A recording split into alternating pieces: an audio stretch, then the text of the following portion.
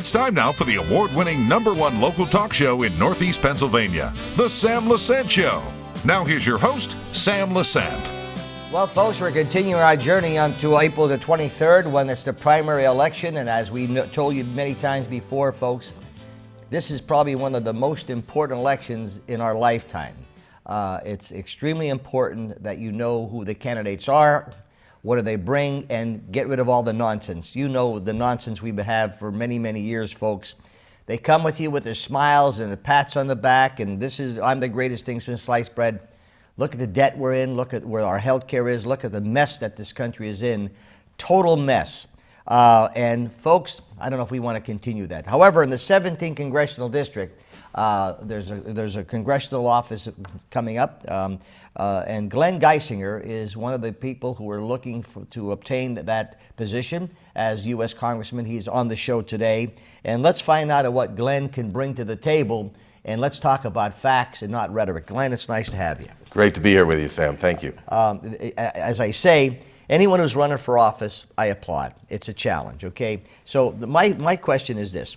For those people who don't know you, okay? Right. Geisinger, they know the name very well, okay?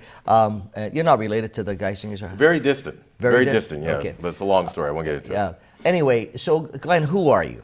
Well, I'll tell you what, real quick, a little bit about me, Sam, is, I grew up I'm a Pennsylvania boy, born and raised. Family goes back here several hundred years, related to the Liveys out of Tamaqua as well, and I'm just simply a guy who came from a blue-collar background. My dad was a carpet and tile guy. I learned to love my country because he was a naval reservist as well. I started working when I was a kid. I was 14 years old when I started bussing tables, and I understand what it means to be hard work. What hard work means, I understand what love of country means. I'm a veteran of the 723rd MP Company in Lehighton. I'm a veteran of the 82nd Airborne Division, and I'm a small business owner. I'm a family man, been married to my wife Julia now for 26 years. We have two great children, one in high school and one in middle school. All right, so now with that being said, we're looking at, as I said before, some people who are in politics today, who are in office, want to camouflage and say that things have been great, okay? Until you're affected by it, okay? Those senior citizens who are having a difficult time, those people who can't pay their bills, those people are losing insurance, health insurance, those people are getting hit with different things. Yep. Sure, there are a few that are slipping through the crack, but right now it's a disaster, okay? Yep. Now, we have, in your district, you have a current congressman, all right? So first of all, when we talk about facts, all right, how are you going to be able to provide the services needed to the 17 congressional constituents? Well, I think one of the things is right now I've served the last 2 years as vice president of our council in Northampton County. And, when you look at county government is all about service. You go there for your birth certificate, you go there to get a death certificate, and every service in between, your marriage license, children and youth, aging, elderly and aging, those are provided at the county level. They're directly influenced by what happens in Washington and the regulations that come out of Washington and Harrisburg, but the service is provided at the county level. I have spent the last 2 years dedicated to helping the individuals within my county be able to receive those services in a more efficient manner and be able to do it in a way where we protect the taxpayer but still continue to take care of our people. All right, so when you're a congressman and you're dealing with constituents, you need to be able to, number one, definitely be able to deal with people. Sure. Okay? You need to understand what your constituents need, all right? So in your district, now, the 17th Congressional District is certainly different than Philadelphia District, different than Pittsburgh difference, okay? So you're looking at, the areas and your concerns. What are some of the key concerns that you see in your 17th Congressional District, and what those concerns are, and is the current congressman being able to take care of those particular needs? Okay, well, let me address that in 2 points. One is the key concerns. Key concerns throughout the district is our national security. Lou Barletta talks about this a lot with the immigration and being able to secure our borders. So our national security, the immigration question, tied into that. That's number one. Second thing is jobs. We absolutely need to be able to put together a program where where our jobs and our infrastructure and the things that government can support in that way are done and done appropriately. Okay, I mean, those are two of the huge things that we're looking at right off the bat. Third thing is our energy production. We are sitting on natural gas and coal opportunities, and we are not utilizing those because of the regulation coming out of Washington, which is the second part of your question, Sam. The problem that we have is Matt Cartwright, who is our current congressman, while he's a very nice man, and you can like the guy and talk to him all day long, he is a nice guy, no question about it. But when it comes to his policies and what he's voted for, it is abysmal in how it represents the 17th district. His voting record within just the last 6 months has voted against the use of refuse coal. Being able to use those coal-fired plants and use them efficiently, they're not going to hurt the environment. They're going to be able to provide energy and jobs for the people of the 17th district. He has voted for the Waters of America Act, which is going to continue to put our environment ahead of our ability to produce jobs. So much so, and I want to protect the environment. I want clean water. I want clean air. We all do. But he wants to allow the federal government to regulate 400,000 acres of our Commonwealth by supporting those documents. Security, he voted to allow the Iranian refugees to come into this country unvetted. He voted to give $150 billion, your taxpayer dollars, money that could have been used in this country to promote jobs, infrastructure, to secure our military. Instead, you know what Matt Cartwright did? He voted, along with Barack Obama, to give that money to the Iranian mullahs to promote terrorism. That's the problem with Matt Cartwright. So, with that being said, what do you say, to the constituents? Because I think there's a lot of closet Democrats that we have, which is sad because, they'll come on and say they're for pro-life and they're for, certain things. Mm-hmm. But then in turn, when people don't know it, they're supporting pro-choice, okay? And I think in the area of your congressman now, how does he stand with, the abortion situation, Matt Cartwright? Well, I mean, Matt Cartwright, he voted to fund Planned Parenthood. Mm-hmm. It's that simple. He's voted for Obamacare, which forced the unconscionable regulations of putting our healthcare providers who have religious affiliation, forcing them to accept abortion and forcing them to accept birth control. Okay, so now, realistically, okay, you realize as running against him, Matt Cartwright, he has a lot of money, yeah, okay? Sure he has a lot of good friends, okay, mm-hmm. Very strong, and he is a nice person, he really is.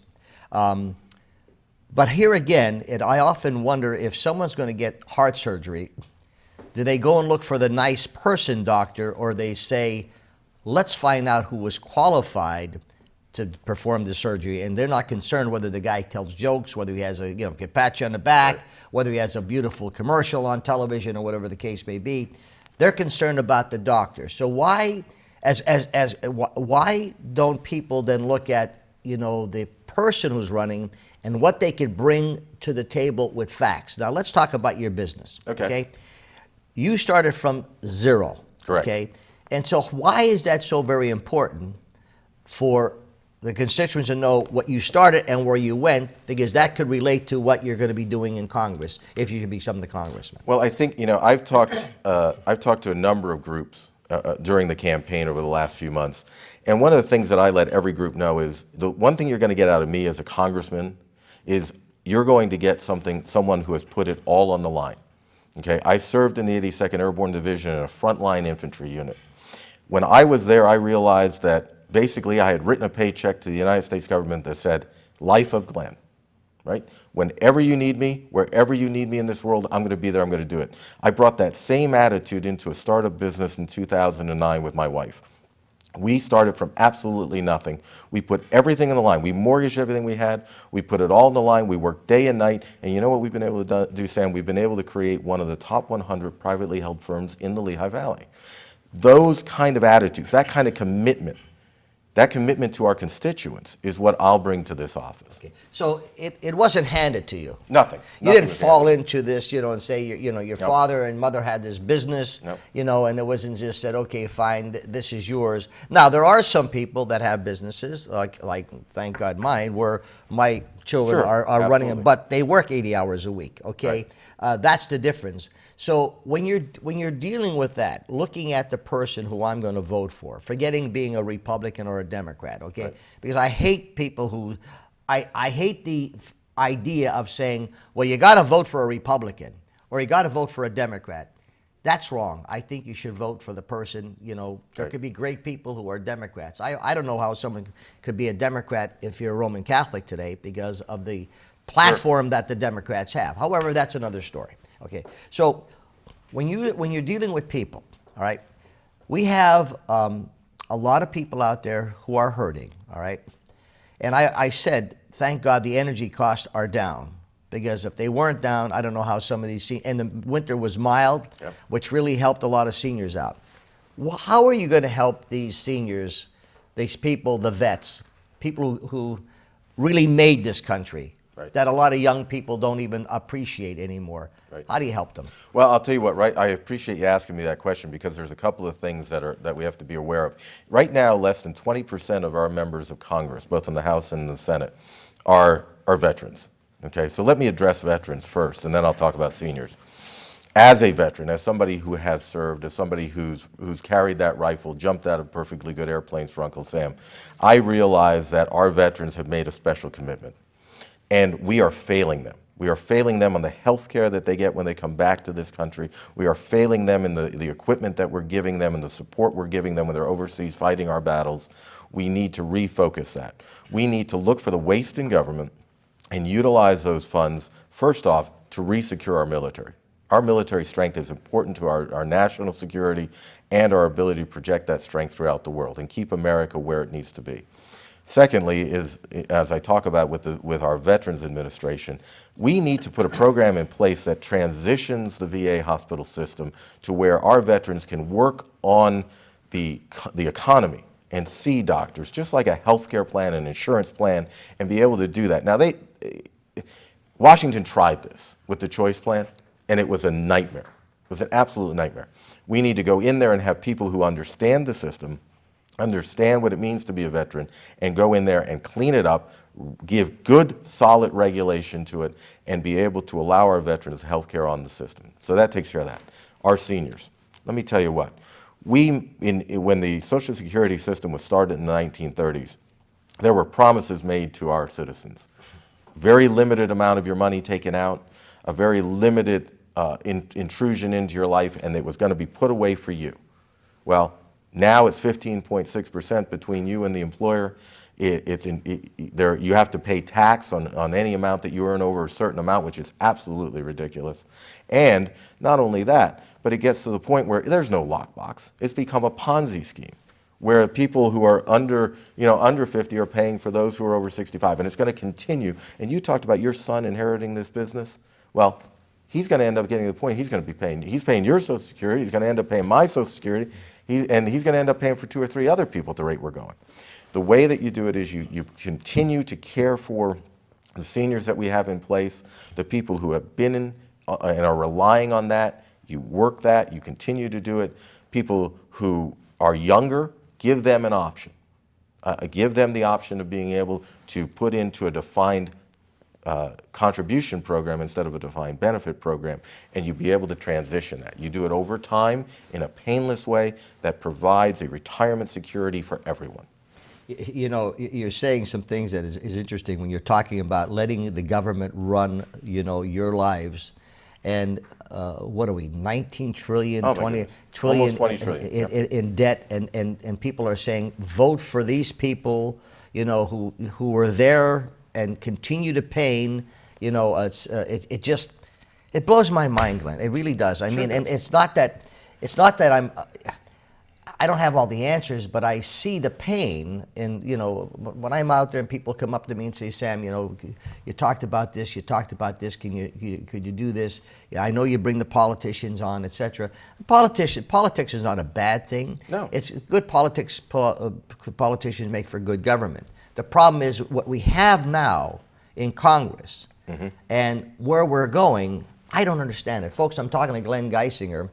Glenn is running for the U.S. Congress in his 17th Congressional District. Geissinger 4, the number 4, Congress.com, and it's 2 S's, folks. Geissinger 4, the number 4, Congress.com is his website. I highly recommend you look at his track where we come back, talk a little bit more about what's happening. And remember, folks, I don't care, you know, who you vote. Make sure you vote April 23rd. Look at the qualifications, folks. Don't let these politicians give you a thing. Here, vote for these guys. What do you know about them? We're in a mess today, folks, because these people give you these cards. Now, you may know the person. You say, yeah, I checked the facts on this person. Then it's a good opportunity for you. And forget being a Republican or a Democrat. Vote for the person. We'll be back right after this. Show. Remember, 24/7, SSPTV.com. You can watch all the shows we produce up here on Samson Productions, 21 local programs. And of course, now we're in Comcast in the Lackawanna area on Channel 190, the Wilkes-Barre, Kingston area on Channel 92, and our friends in Greater Pottsville, Channel 190. And of course, Service Electric. We're on HD here, folks, as well, in Service Electric, Channel 13 and Channel 513. My guest today, Glenn Geissinger.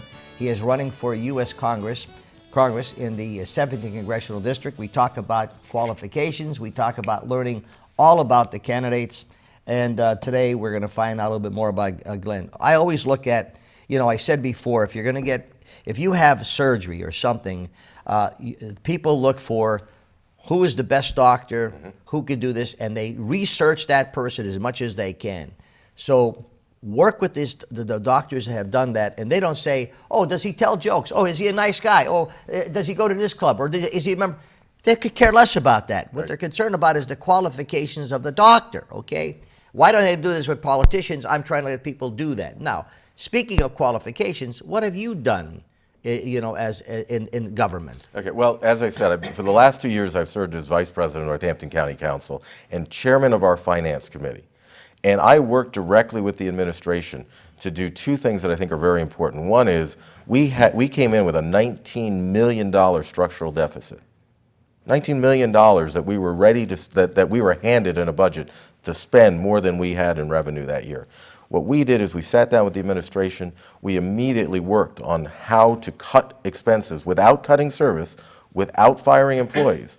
And we have made in 2 years a $37 million return to the general fund, Sam. $37 million swing in just 2 years. That's the kind of efficiency that I'll bring to Washington, D.C.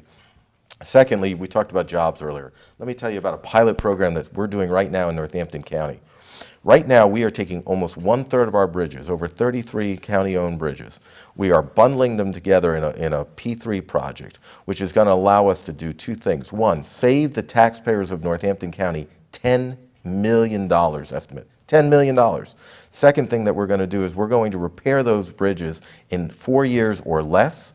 And the third thing, and probably the most important, we're going to generate between 800 and 1,000 private sector, not public sector, private sector jobs in the process. Now that are the kind of answers that we want to see out of a congressman in Washington. So you've done them already? We're doing them. Okay. We're in the process. So, we've already either done the savings. We've already done. We continue to work on it. And we are already in the bridge project, and we're getting that launched right now with the RFPs. Now, Glenn, am I off record? And please, you know, let me know. You know, when I say a person who is going to go into Congress, whether you're a U.S. senator or a U.S. congressman, should have a grassroots, you know, understanding of whether it's your own business or whether it's raising a family or being involved. I mean, that's what I look for, okay? And of course I do look for, I'm pro-life, okay? Right, period, okay? There's no question about it, I'm pro-life. A lot of people on television won't say that because they're afraid, okay? Right. I'm not afraid of anybody in terms of pro-life. When you see these little arms and legs being ripped apart, anybody who's for that, I have no idea what kind of substance they have in their life, but however, that's another story. Am I wrong in saying that, as far as, when I'm looking for a person who has substance and I'm telling the constituents, my viewers, to please look at the qualifications and forget about the political leaders? Right. Well, I'll tell you right now, when you talk about substance, I talked a little bit about the fact that I come from blue-collar stock. I am pro-life. I am pro-Second Amendment. I am somebody who is self-made. I am a family man. I've been married for 26 years. I have a beautiful wife and 2 children. I've served in the community. I've driven thousands of miles at absolutely my own expense, never making a dime, to serve the people of my church and my communities. I will serve on the Northampton Airport Authority. I've served in a number of boards. I've worked with Pine Brook Children's and Youth Services for women and children. I mean, I have always been dedicated to my community and my country. And those are the things that I've always put, and my family, absolutely. Maybe it's not popular nowadays, Sam, but I'm going to tell you right now, it's God, family, country. Yeah. Those are the things that are important. Yeah, it's when you look at, I don't know, Glenn, when you look at the morality that some of our congressmen and senators have, I don't understand it. I really can't understand. Where were they when they were raised, born and raised, whether you're a Protestant, a Catholic, Jewish, or whatever faith you have, practice it, but you don't see that, okay? Right. Could you imagine they're taking God out of this and God out of that? I mean, you're letting the wacko liberals take over, because the silent majority, and I'm hoping this election, the silent majority will come out there, okay? And, you hear they're all politicians. They'll fall in the same way, okay? So you'll be a puppet for somebody. Will you be a puppet for anybody? No way. Absolutely not. I look at the kind of congressman that I have on either side of this district, on the east and the west. You've got Lou Barletta and you've got Tom Marino. Now, did they go down to Washington and kowtow? No. Absolutely not. No. They stood up for what they believed in. They told it the way it is. Yeah. I was just in a meeting with Tom Marino recently where he said, Nancy Pelosi runs away when she sees Tom Marino. Mm-hmm. That's the kind of association that I want to have. Mm-hmm. That's the kind of congressman I'm going to be. Well, when you look about, and Luke Barletta comes on the show many times, talking about the constituents, and he brings his record with him, and here again, whoever's running for office, right, always check their credentials out. When you talk about energy, in your district, coal is very important. Sure and my good friend John Rich and his family tried for years, spend millions of their own money to try to bring a liquefaction plant to make coal into fuel and gas, and then what happens is, I think politicians, etc., just made it very difficult for him. However, in China, they have tons of those plants, and their energy costs are very low. And so now the point is, what are your thoughts, and what will you do for the coal industry? Well, right off the bat, one of the things that Matt Cartwright has done is he has voted against, in a House bill, the ability to use the refuse coal in order to feed our plants. We've got to change that. We've got to be able to use our energy production wisely. We've got coal and natural gas through fracking that we can utilize and drive energy, drive jobs in this district. Why are we not doing that? Why are we not bringing that coal out of the ground? Why are we not utilizing it in every step of the way? We have scrubbers and things on our plants right now that make the air far cleaner than they ever was. I went to college in the shadow of the Bethlehem steel mill. I understand that you've got to keep the air clean, you've got to keep the water clean, but our processes are such right now that if we would utilize that coal, we could drive our energy costs down, we could create jobs, and we would not harm the environment. In the rhetoric, they'll make anything look like it's the best thing in the world, okay? And however, when people then have to pay the price for it and say, well, wait a minute, where is this, this freezing, and where is this climate change, and where is everything going on? Right. It's just amazing how they continue to give rhetoric and continue, and the constituents out there, the public, say, oh yeah, and the big smiles, and that fries me. It fries me like to no extent. Okay, if you have a good personality and you can tell a lot and you've got substance, wonderful. Okay, but when it comes time for election, right, and these politicians come out and then they have like, would I want to be endorsed by Obama? Absolutely not. Right. Okay, in a million years, no. Love the person, his family, wish him the best. Okay, I think what he's done to the country is a disaster, with the care, etc. That's my opinion, okay? And I wish him the best, okay? Now, we have a presidential election that is critical, okay? Looking at the way the country is flowing right now, Glenn, all right, and what your experience, once again, what do you bring to the table? Well, not only do I bring the ability to understand from a blue-collar standpoint, a self-made individual, worked hard my whole life, and I bring the fact that I have worked in government where I can focus on saving the taxpayer money, continuing to provide services, creating national security and accountability. Opportunity, accountability, and security. Glenn Geissinger, when I come back, I want to ask you a question. When you're campaigning, you're talking to people. Like when I go out and people come up to me and tell you about the shows, etc. Some of them they like, some they don't like, etc. People don't talk to me today because I'm pro-choice. I could care less, okay? Well, I want to come back and ask you, the average person out there, when you're knocking on their doors and you're one-to-one in their home, what are they telling you? With Glenn Geissinger, folks, who's running for Congress, 17th Congressional District. Folks, if you have any comments, my email is sam@ssptv.com. I make no secret about being pro-choice, pro-life. And when it comes in October, folks, I'm having a special show. It's going to knock your socks off. We're going to show you what these pro-choice people are doing to this country and how they're ripping this country apart and how this umbrella affects a lot of things. And then you have to make a decision as to who you want as your president and who do you want in Congress to move this country forward. Stay with us. Thanks for staying with us, folks. I'm Sam Lesante. My guest today, Glenn Geissinger. He's running for Congress in the 17th Congressional District. His website, Geissinger, 2 S's, 4 Congress.com. All right, so you're knocking on doors. Right. People are saying, what are they saying to you? Well, I'll tell you what, right now they're telling me they want change in Washington. They're tired of the status quo. They are tired of the fact that the economy is a nightmare. I don't care what the government's telling you. There's no 5% unemployment out there. It's more like 10, 12, 15%.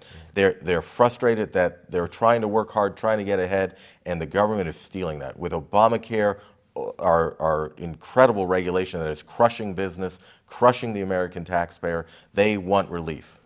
Glenn, that's your camera right there, okay? I want you to tell the constituents why they should vote in the 17th Congressional District, why they should vote for Glenn Geissinger for U.S. Congress. Okay, well, very quickly, as I mentioned before, Sam, Glenn Geissinger is a veteran who is committed as a small business owner to providing jobs, to providing our security, to providing opportunity for America. I want to come back to the point where Americans are no longer just working every day for the federal government or the state government or their local taxes, but they're working to be able to build a better life for themselves. Sam, I'm in this race for one reason, because of the fact of my children. I have 2 children who I want to leave a better America than the one I inherited. That was my father's promise to me, and that's my promise to them.